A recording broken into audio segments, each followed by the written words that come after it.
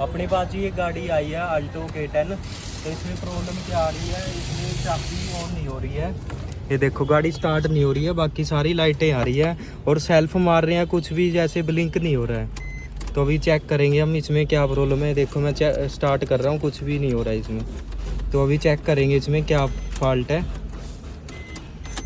अभी हमने इसके ये फ्यूज चेक किए हैं, फ्यूज सारे ठीक है। नीचे से हम इसको डायरेक्ट देख रहे हैं, सेल्फ करके नीचे चेक कर रहे हैं कि करंट वगैरह आ रहा है या नहीं आ रहा है। तो इसकी एक तार में, सेल्फ की तार में करंट नहीं आ रहा है। तो अभी चेक करते हैं इसमें कहाँ से प्रॉब्लम है, होगी ना।